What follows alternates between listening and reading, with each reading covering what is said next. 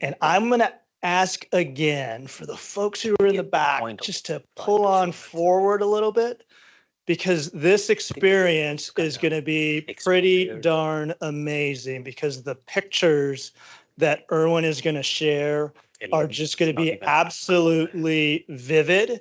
And the story that goes along with it is just is incredible. So folks, if you wouldn't mind just coming on up. Armada, which is fantastic to do demos. And I'll show you. Love it, love it. On. It's really nice. I don't know why M365 Copilot folks didn't utilize that. Thank you. And with that, I'm going to bring up Erwin Visser. Warm welcome for him. Thank you. Awesome. Thank you.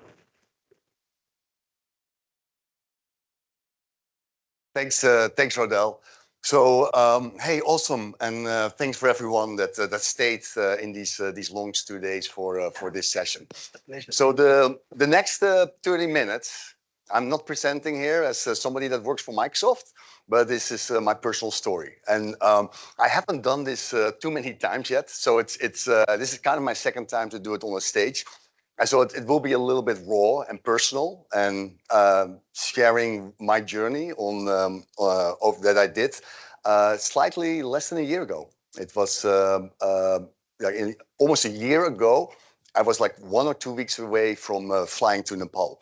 So I'll get a little bit of. Ooh, did I screw up the pointer by dropping it? No, it's working. Hey, so almost 10 months ago, I had the distinct pleasure and the opportunity to be on top of Mount Everest. The slides here are not moving. Am I moving the wrong slide deck? Yeah, you got me? Okay. Okay. And that's yeah. Again, 10 months ago, I had the opportunity to be on the summit of Everest, and I was doing that. I was the 34th Dutchman to ever climb and summit Everest. The 33rd Dutchman sits in the room there next to me. He was with me. He was my buddy. Wow. Peter. And yeah, so this was an adventure of 8 weeks getting to that spot. To give you a perspective, there is around 4,000 people have summited Everest, as some have done a lot of times. Or half of them are Nepalese people, Sherpas, and then the other 2,000 are non-Nepalese people or international climbers. Approximately 750 US citizens have climbed Everest. And although I live here for 70 years, I still have a Dutch passport, so that's why my being the 34th Dutch person. So the journey for Everest is not one that it's an easy one. It takes 8 weeks. Yes. It takes 8 weeks to as a period that you are in the mountains and that you are in Nepal on the mountain climbing Everest. And as part of that process, and you kind of see the pictures how my face and the physical impact. I lost 22 pounds in those 8 weeks. Almost everything was muscles. It's interesting is that I'll talk about it later. The impact of altitude. But yeah, when I arrived back, my legs were like straws. I lost a lot of body mass. It is the altitude kind of eats your body through the period that you are on the above base camp. I need a little bit of water here. So I'm clicking, but I don't think something is happening. Yeah. Okay. 1 second. So the first question that people tend to ask me is like, why would you try to climb Everest? And although this is probably the most easy question that you should be able to answer, it's also the hardest to answer because it's really a lot of like different areas of motivation to make that decision. And I'll try to answer it at the end of this presentation. So let's jump into the journey. It's not that you wake up in one day and say, hey, I'm gonna do this. It's kind of a process to get there. And first of all, as a person, when I was young, I had a real passion about mountain climbing, and I was kind of like, I was reading a lot of books about Everest. And so it was always something in the back of my mind, like, hey, if I ever had the opportunity, that would be great. Although it felt like a crazy dream, not something that was really realistic. And in my 20s, I started to mountain climb in the French Alps and the Swiss Alps. I stopped climbing for a number of years, got family, got kids. And then in 2005, I moved from Amsterdam to Seattle, State Washington. And you know, it was one of those beautiful days here. And when the plane was landing, you could see Mount Rainier. And for me, it was like, wow, that thing is in our backyard. So I started to read a little bit about it. And 1 or 2 years later, I did my first summit of Mount Rainier. And that became kind of like a yearly thing I did with friends and also with Peter. Keep myself fit. And every year you take a few days to try to summit. So I summited 10 years now, or I summited 10 times. In that process, I started also to get in connection with some guides, people that have like experience on Everest. Melissa Arnault is one. She was the first, and she became a friend. And she was the first female to ever climb Everest without supplemental oxygen. So she was the first non-Nepalese female, I have to say. And she climbed Everest 6 times. And then the second one was a guy called Carrot Madison. He is I think now has the second record of non-Nepalese climbers in summiting Everest. He did it now 13 times. And it was that opportunity, which was really random for me, gave me kind of like a path to like, hey, because if you have never done something like that, it's really, you don't really know what it takes to get there. It's this famous expression that you also hear of people that grow up in less like favorite environments, is that it's like you can become what you can't see. And so you don't know, like it's kind of like a black hole. And so that was an opportunity for me to kind of like see the path. And in 22, I climbed Aconcagua, which is the highest mountain in Americas and the highest mountain outside the Himalaya. And that was for me really a test case of like, can my body sustain altitude? And when that went, I wouldn't say easy, but I made it to the summit. I survived it. I felt like, hey, I'm a middle-aged man. I don't have like another 20 years in front of me. So I felt like this is my window. And then I just kept training and drive for the next step. So it was a lot of training, 9 months of intense training to get there. I just want to, oh, you're going to the next slide already? Yeah, fine. No, it's one quick call out. Sorry, Florbel, I know it's. And one quick call out for my hiking mate, my dog Kona. Because a lot of the hikes that you do, a lot of the training is like the months before Everest is when it's winter here. So it was typically 4 or 5 times a week. We would go out, sometimes in the middle of, well, in the evening, up to 11 p.m. And she was always excited. Every time she was like, when I picked up my backpack, she was excited to go out there, independent on the circumstance. Sorry? It's a doodle. Yeah. It's totally harmless, but really, really good dog. Okay, let me speed up a little bit here. So to get to, so just to give you a little bit perspective on Everest for people that have not maybe know the context. But so Mount Everest is 29,000 feet. It's the highest mountain in the world. I think people know that. It's on the border of Nepal and Tibet. And the biggest challenge is acclimatization, lack of oxygen. And so on the summit of Everest, you only have 29% of the oxygen that you have here in where we are now in Redmond. And that lack of oxygen really started at Everest Base Camp. That is 17,000 feet, where the oxygen rate is 50%. So you do 3 rotations typically.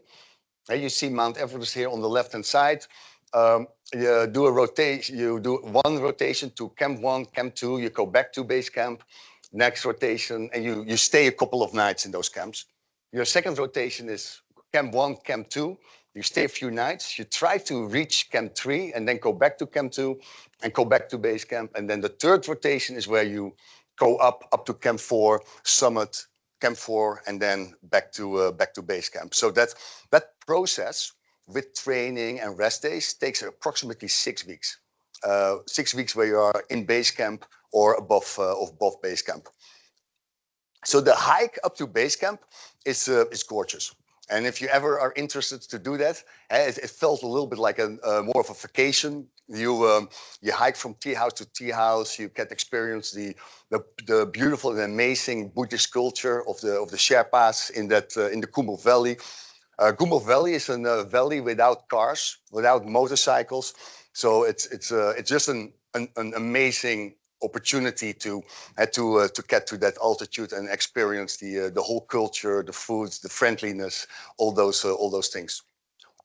So if you go to the next slide, I want to talk a little bit about high altitude impact, because I think that is kind of the hardest challenge of doing something like Everest. So if we would be transported now from here to the summit of Everest, even if you had a down suit on, we would probably be dead in like 15 minutes or so, and your body would go in total shock. So to prepare your body for this altitude, your body has to go to a couple of transformations. And one of them is that you're making a lot of red blood cells. And so your blood thickens with red blood cells, but that red blood cells means that you have a better ability to transport the limited oxygen that you have. You get an increased heart rate, so your heart rate is kind of always pounding. Your lungs swell. For most of the times that is okay, but there is a risk that if it's too much, then you get a sickness called HAPE, which is pretty dangerous, almost deadly. So you have to go immediately down. One of the things that is really interesting to experience is that altitudes also you lose like 50 IQ points.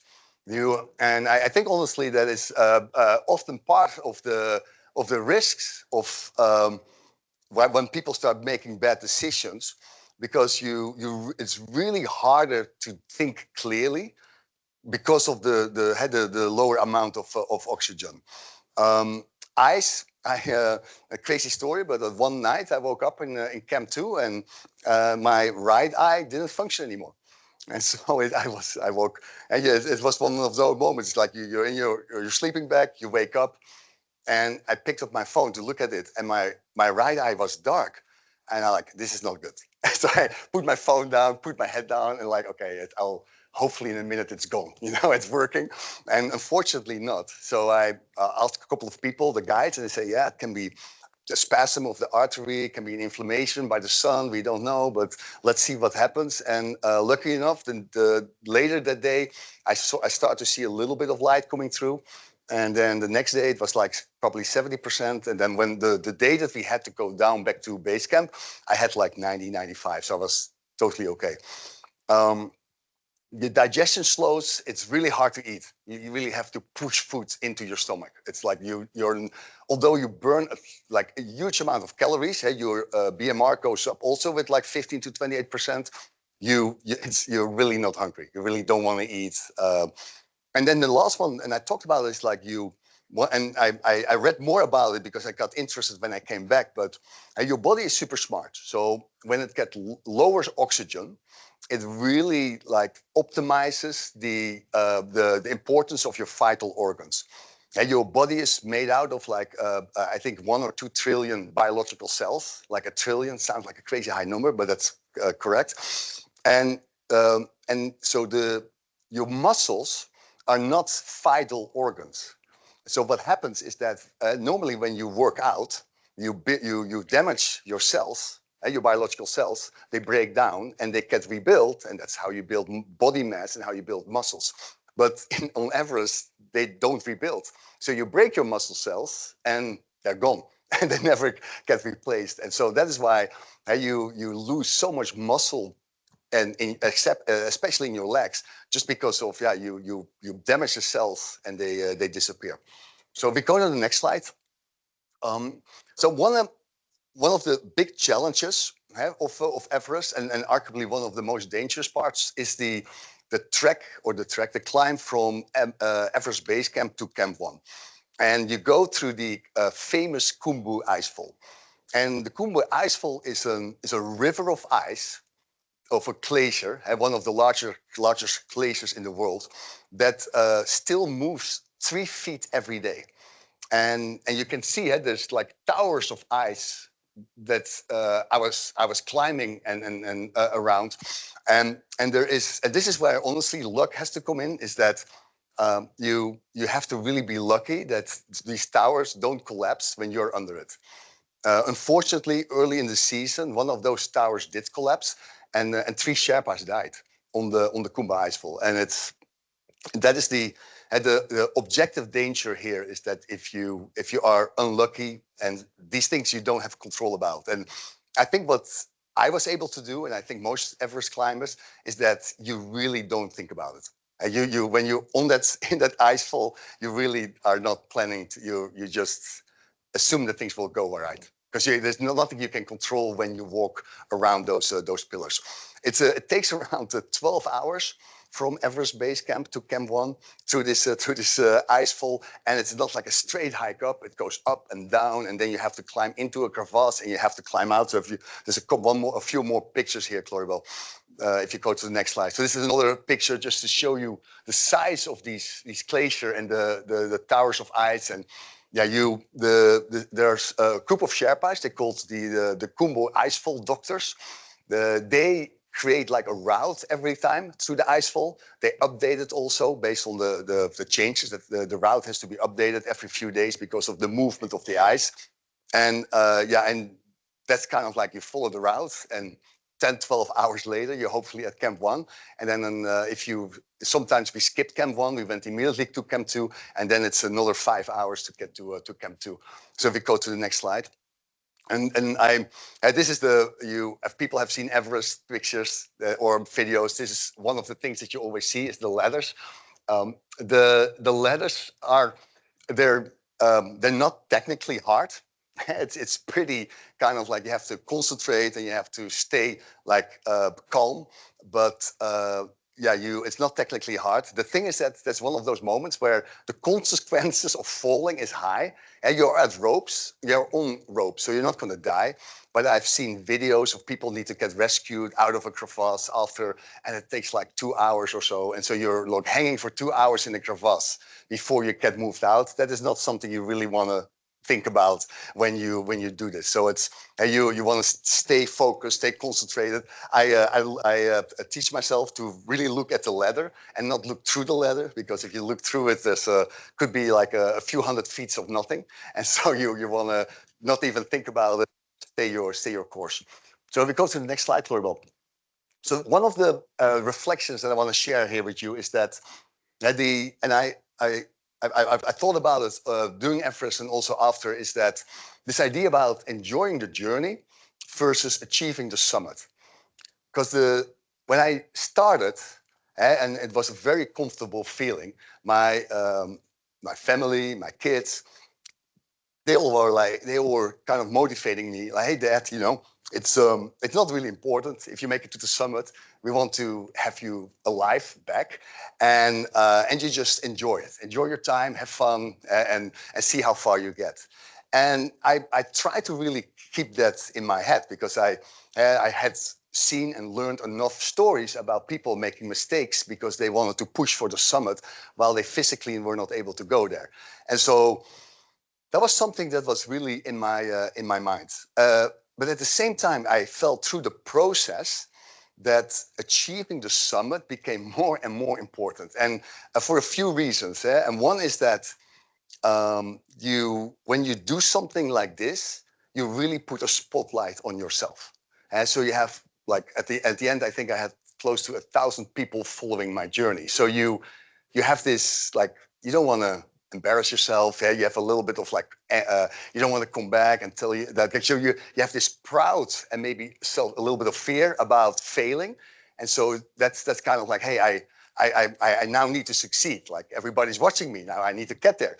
And the other thing was that for me is that in our team, we started with 17 climbers, divided in 2 groups in the organization I climbed with.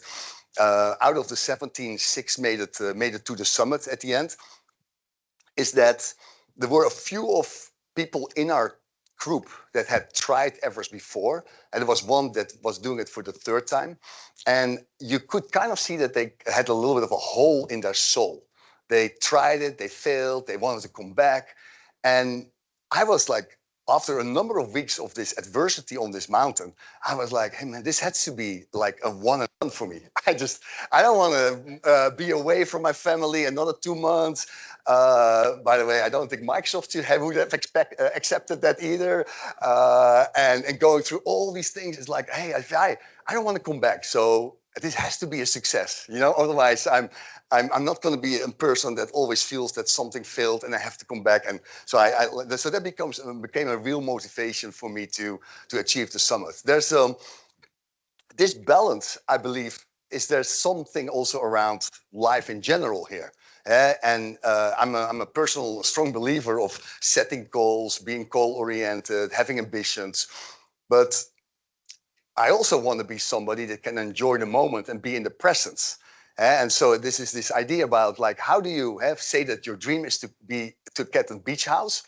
How can you aspire and set that as a goal and work for it, while when you have that beach house, also you're still able to listen to the ocean and enjoy it. And so how can you keep that presence while setting goal? And I think this balance is a challenge for me often as a person. And I could see that it's a balance or a challenge for a lot of people, finding this balance between journey and summit. So if we go to the next slide. Yeah, I mentioned it a little bit already. It's the days are long. You go into new depths of discomfort. I recall very for myself that I don't know if it was the 2nd or the 3rd rotation, but it was between Camp 1 and Camp 2, and I was like dead tired, like really. I was dehydrated. I had a GI issue also. That doesn't help either in the mountains. I will not go to details here, but so I was like, and I was kind of like almost reflecting on myself. It's like, hey, when is the moment that I just collapse? You know, because you read these books about most people never get through their first 60% of what their capability is, and so I thought like, well, I think I passed that 60 now. Am I at the 80? I don't know. Am I at the 99% now? I don't know. Like, where's the real bar here? And I never hit it, so I never collapsed. So I was always able to get my next step in front of myself in these journeys. But it was a reflection of like, what is the moment that you really hit the wall? Is your body going to give you some signals before that? But I was never getting there. So if we go to the next slide, Laura. So one thing that I read about a lot in my life, and because this is an area that I feel very passionate about, and I read even more about it also, or read a little bit more about it after Everest, is the power of positive thinking and mental resilience. Climbing Everest is absolutely a split between your body fitness and your mental fitness. And that is and both are important. What I really realized is that the importance of being positive and positive thoughts is not just like a cheap marketing trick, but it has to be really part of your I would say your identity and your mindset. This positive flywheel here that if you have positive thoughts and you are optimistic, then you create a positive mindset. And if you read the literature, and have optimistic people think that they have much more control in their lives than people that are pessimists. I would argue as a mathematician that the pessimists are probably correct, technically, but the optimists are more optimistic because they feel that they are in control. And so if you have an optimistic mindset, a positive mindset, you feel you are in control. That means also that you jump into actions faster because you feel you have that control. And that creates this identity, like this positive identity spin wheel. That's even if because in those 8 weeks, you have a number of bad days, like really, really bad days. And so in those bad days, you still believe that this is only today, tomorrow I will be better. And so you really don't think about like, what would happen if in 2 days from now, I just feel this sick and I have to do this. And so you don't want to go there. It's like, hey, it will get better. I'm going to go through this and it will get better and life is good. And you try to go to the next step. So if you go to the next slide here, and it's such a truth, I think. There's 2 kinds of people in the world, those who think they can and those who think they can't, and they are both right. And I think that you kind of experience some of that doing this adventure. Again, it's like people that believe potentially have a higher chance of making it, and then people that, if you start doubting yourself, then that is like a spiral down not in a successful way. So we go to the next slide. So then let me kind of round it up to the last part of this storyline is the summit rotation.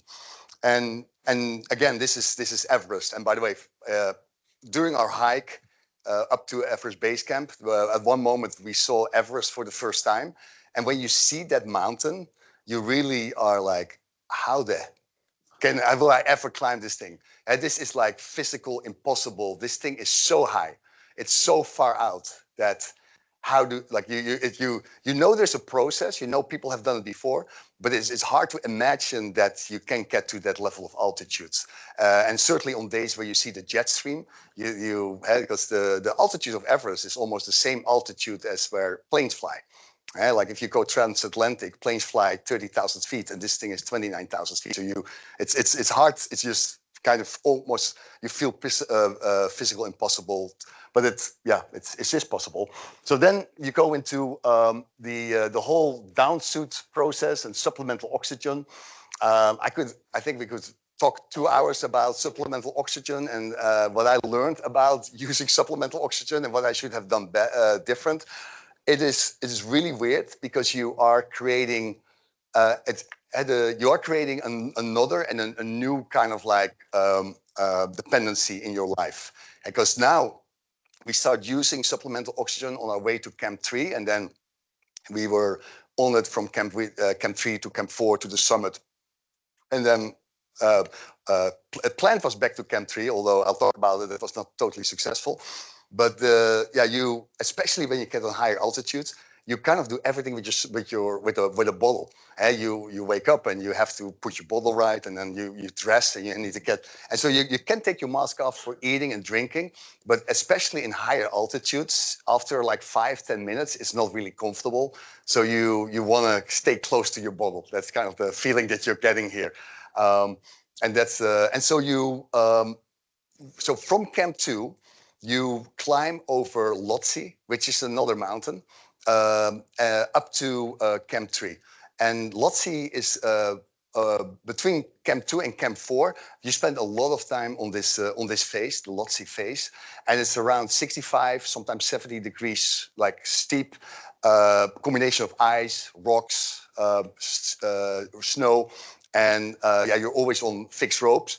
But this is where you start really, like you see where people start moving slowly. This is where people start moving slowly because the altitude really sets in, and especially on these steeper routes.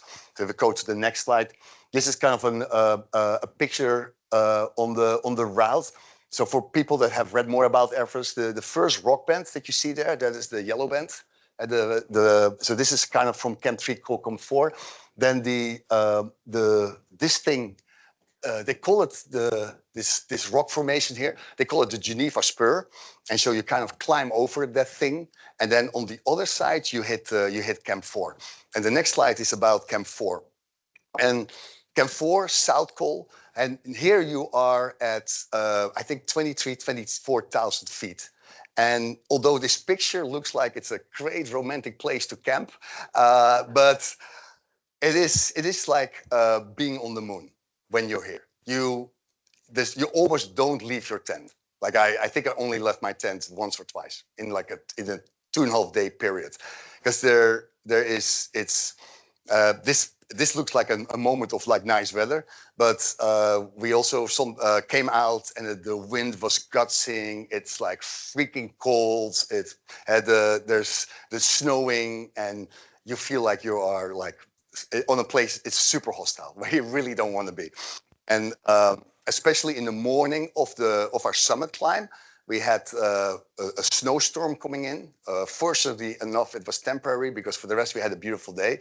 But that was one of the moments where I like, why the hell am I doing this? You know, like you feel so out of control in trying to put your crampons on, and I wasn't successful because I had my big gloves on, but it was also very cold. So at that one moment, it's like, well, I need to get my crampons on. So I took my gloves off, and then immediately you feel your fingers. I had liners, but still you feel your fingers freezing. And you're like, what am I doing here? I want to, but yes. So if we go to the next slide. So this is a quick picture of the summit day. And so you see the line here. So you go, the first half of the climb is to this, where you see the nick there. That is called the balcony. And the balcony is probably the only point, or maybe one out of 2 points on the summit climb where you can take your backpack off and you can sit down. The rest of the climb tends to be too steep to take your backpack off. It's just you would be a danger to yourself. And then you go on the summit ridge, and then what you see there on the top is called the South Summit. So that's not the summit. And then you go to the summit ridge, or the South Summit ridge, and then you go to the real summit. So if you go to the next picture. So this is part of the summit ridge. That a picture that I took, and you see climbers were below us. Thank you. Well, amazing. And yeah, this is kind of the route. Here is you climb to the balcony in the dark, and so you have no idea where you are. You feel like you're in the dark. It's windy. It's cold, and you're like. And then the sun came up, and we were unbelievably lucky with a beautiful day, like almost no wind, which is almost never happens. So the sun was out, and this was the first moment that you start feeling like, hey, I am in a really amazing spot. And the mountain that you can see behind us is Makalu. It's the fifth highest mountain in the world, and you start seeing that, hey, I'm above that one. You know, you look around and everything is below you. And it's like the most amazing views. Yeah, it's hard to describe or hard to put on a picture. So if you go to the next picture, there's a crazy story about this one. So I can point to myself here. This is me. And I was just having a quick conversation with Mingmar, the Sherpa, who I was buddied with. So one of the guides that we climbed with in our organization, he brought a drone up to Everest. I don't know if that ever happened. I think the thing ran out of battery in like 10, 15 minutes, but he made this picture, which is still pretty cool. And so you can see Makalu again there. Lhotse is on the right-hand side. And this is the South Summit. So this is the summit that you see from Camp 4 before you go onto the South Ridge. And so go to the next picture. And this is where, personally, I felt the summit ridge is where I wouldn't say I was scared, but I felt that I really had to like concentrate and stay very collected, because the summit ridge is steep on both sides. And so on the right-hand side of the ridge is Tibet, left-hand side of the ridge is Nepal.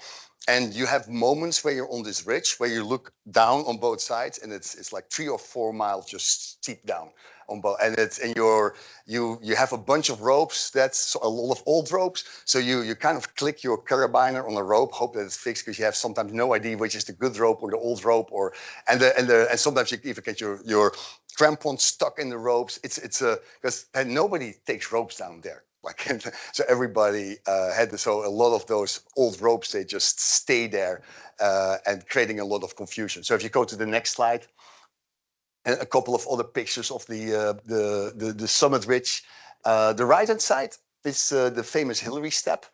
We we were lucky in a way that normally it's a bit of a rock scramble over the Hillary step, but there was so much snow that year that we were able to just walk kind of next to it over snow. So it was a quick, like a couple of almost like stair steps into the snow, and so the Hillary step was no technical challenge at all. So Florbel, we go to slide. So then after you go through the Hillary step, and this picture is maybe you, I have another one that I'm a little bit further away, but you see the flags. And it took me, I would say, 5 minutes to realize that that was the end. That was the summit. Because you're really, and then it's so a mental condition that you create for yourself during this process is that you're like 6 weeks on this mountain, is that you really just think about what I need to do the next 15 minutes or the next 5. You don't really want to know what I'm going to do to the next morning or the next day. Had to keep yourself sane. So this was for the first time that I realized, like, wow, it's there. Wow, it's there. Is it there? Wow. And you know, it's like, hey, I'm going to make it. I have sorry. I have a chance here. So yeah, so then on the summit, celebration. It sounds a little bit um, no, not sketchy, not too cool, but it's I brought a Dutch flag, and yeah, this is the guy on the right hand side is Myanmar, the Sherpas. Everything people tell about Sherpas in Nepal is true. They are amazing. They're super strong. I don't think there's probably some Western climbers that can climb Everest without Sherpas. I'm absolutely not one of those. So I would have never made it without being buddied up with Sherpas. And just because they bring your tent, they bring the oxygen bottles, they help build the road, they fix the ropes. And they help you also with the oxygen bottles on the climb. And so, yeah, you know, without that kind of level of support, again, I would have never made it to the summit. So going back to Camp 4, so this is the day of on the same day, and I'll talk about it a little bit more. But I was pretty slow going down because I had kind of a hip issue before that. I trained through it for the 2-3 years, and my left hip really started to hurt. So I decided to take it slow and to take it easy going down. But you can see here, I'm smiling, I'm happy. There were still some people behind me on the route, although I felt I was one of the last ones coming down. But that was like an amazing moment, not just to hit the summit, but also go back to Camp 4. And so the next slide was, so one of my hardest days during this whole adventure was the day after the summit. And so the day after the summit, we had to go back to Camp 2. And it was like a logistical mix-up.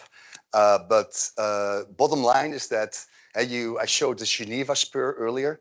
Approximately 30 minutes from the Geneva Spur, and I would say an hour and a half, maybe an hour out of Camp 4, I run out of supplemental oxygen. And so at that moment, it's not deadly. You know, you have been acclimatized enough that your body it's not going to go into a shock. But like for somebody that was already exhausted and tired, and you want to go down, and then you run out of supplemental oxygen, I had a moment of like realization like that, to find a way to get all your energy together to really keep going. And it's one of the reasons, or one of the causes of death on Everest is, and they call it the death zone, not for an unnecessary, is that they call it exposure. As people get so tired and so exhausted that they just sit down and through the and to fall out. I don't know. Maybe it's a battery issue. Let's keep it going, but maybe I change it. But okay, I'm going to do it. The This is the first event of Microsoft where we have so many sound problems. Am I clear still? Can people hear me? Yeah. Okay. So they call it exposure, and it's so I went through this process myself, and so you're really tired, you're exhausted, you sit down, and sitting down feels so good, and it feels like almost like liberating, you know. And you almost get these feelings like, you know what, I can stay a few hours here, you know, like relax and get my energy back. And then your rational sets in, is like, that is, you're just gonna get more tired. You're gonna get colds. You get incremental problems, probably, especially if you're out of supplemental oxygen. The risks of frostbite significantly rise immediately, because your oxygen level in your blood goes down. That means that your fingertips, your foot immediately are in danger. So yeah, sorry.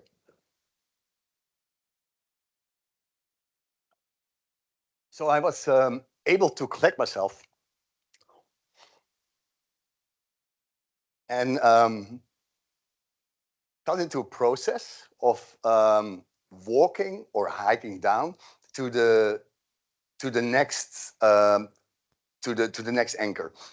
And so you are on fixed ropes, and I was at that moment at least had enough cognitive powers to do the math, and it was like, okay, there's so many miles down, so many anchors. Every anchor is around 100, 150 feet, and I was also like, okay, every time I go to the next anchor, I have more oxygen and I'm closer to Camp 2. And it's hard to see here, but I'm on the Lottie phase here. You cannot even see Camp 3, but this is where we had to go that day, somewhere here in Camp 2.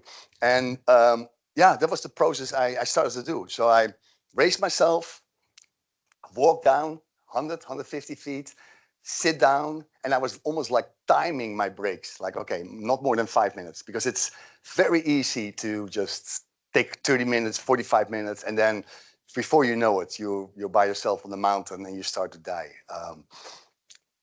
One thing that didn't help here was that this is also where I start getting information earlier that day about one of our friends who was really in trouble in Camp 4. And so there was something also going into through my mind. Unfortunately, that friend died, Camp 4. So the last year was one of the deadliest seasons of Everest. 18 people died, and unfortunately, one person that Peter and I knew well was one of them.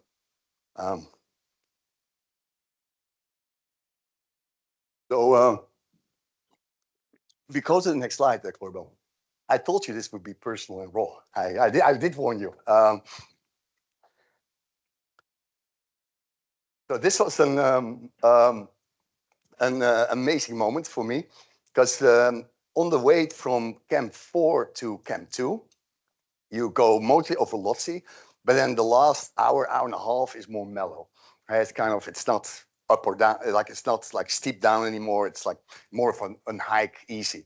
And I don't know, but for some reason, a Sherpa came up from Camp 2 and brought a bottle of Coca-Cola. By the way, I haven't seen a bottle of Coca-Cola I think for 6 weeks at that moment. And so I don't even know how this Sherpa cut is. So he brought it up. And yeah, that was an amazing moment of relief.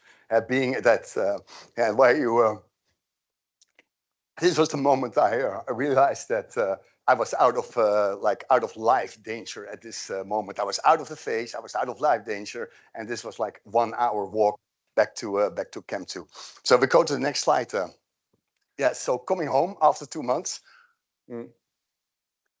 my wife picked me up. You can see how a lot of energy around my arrival. You can also see my face. Like, I had frostbite. I lost 22 pounds. Lost a lot of muscle in my upper body, in my legs. And one of the things that, unfortunately, is that my arthritis that I started with before Everest moved into osteoarthritis. I probably like screw up this term, but what it means is that your bones start fragmenting because there is no blood vessels anymore. And so I got 2 new hips between coming down from Everest and now. So this is my the picture you can see is like how my hips look now, 2 titanium hips. It comes with free 30 seconds massages, which is very cool. Yeah, that's one of the recovery processes of doing something like this. And people don't really talk about recovery that much, but it takes a few weeks. I had some frost tips or frostbite on my feet. I probably took 2 months before I completely felt my toes. And this was not like dangerous, but more a little bit uncomfortable. I had some frost tips on my fingers. That was a few days. When it was over, it helps with typing if you can feel your fingertips. And so yeah, you have to kind of like rebuild your body somehow. At least for me, I had to rebuild my body. So if we go to the next slide, and so one of the questions I asked myself coming down, because if you read the literature, it's like the success rate on Everest for first-time climbers is 30%, and that is the average. And so I was like, hey, but like, why me? Like, why am I on the 30% and not the 70? And I boiled it down into a couple of things. One is like preparation. I really trained hard. I also think that team and people, I would say going with a buddy is probably the most important decision. We went with a really good guide service that also is really supportive. And then we talked about mental strength, but I really want to call out luck. Like, to be honest, like you have to be lucky. Yeah. And one of the areas of luck is that you need to be healthy at the moments that it counts. Because sometimes I had GI issues. Peter had like some kind of like infection. And if you have these in your rest days, you're kind of okay. If you have them on your climbing days, you're gonna be suck. Yeah, you're not going to be successful. And so there's luck involved of not getting hit by an ice tower on the Kumbu Icefall. There's a number of areas where you have to be lucky to do something like that. So if we go to the next slide, so why climbing Mount Everest? Back to my original question, and there's a few things here. One is that because I started to believe I had a shot. And I started this conversation saying that I was really passionate about Everest, and it was kind of like an hidden boy's dream. And I felt that if I would not try it, I would maybe regret it. And so I felt I had a shot. Adventure of a lifetime, amazing experience. It's like unique to be at a place where you're at the highest spot in the world, the views, but also the experience with doing this with friends. Experiencing Nepal, like there's so many things. Part of it was modeling growth mindset. I have kids and friends, and I felt that, hey, I want to. As I told you, I had arthritis. I had a couple of other medical issues, and if I, as a middle-aged guy, can do this, you guys can do more. So I wanted to make an example. And show also my kids like, hey, you can do more than you think you can. And part of it was also, and I'm going to be honest, it's like silencing my demons, my personal demons. It's like closing the gap between the man I was and the man I wanted to be. And it's also like partly self-worth, maybe uncertainty that you wanted to close down, and trying to like find a way to fulfill your life at the level that you want to be proud of yourself. And so this brings me to the next slide, I think. Yeah, this is one of my favorite quotes, and it's one that you have to think about it for a second, but it's by Confucius. Every person has 2 lives, and the second life starts when you realize you only have one. And yeah, that is for me.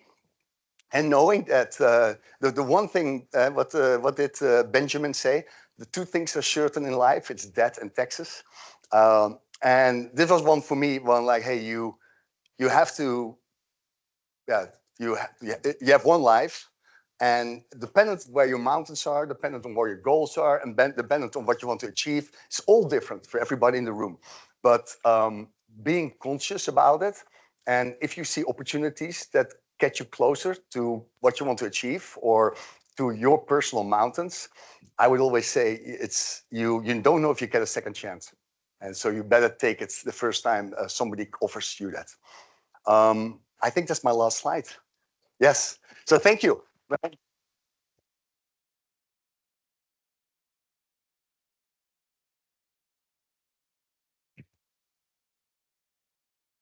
Erwin, thank you. What a remarkable story. Captivating, exciting, scary. Some of those pictures are absolutely nuts. Just what you went through, what you did, what you're here to say and share your story is absolutely incredible and inspiring. So thank you very much for sharing that. We have time later on next for our happy hour, and we'll have some time with Peter to talk with Peter and Erwin more about their adventure. But by golly, what an incredible last couple of days. We have a survey available, so if you haven't had a chance to fill out your survey, please do so. We have another day tomorrow. We start at 8 o'clock. Breakfast is 8 o'clock, and we have 2 sessions for you to choose from tomorrow. So thank you, everyone, for hanging in there with us. And again, great opportunity for us just to connect and look forward to tomorrow. Thanks, everyone.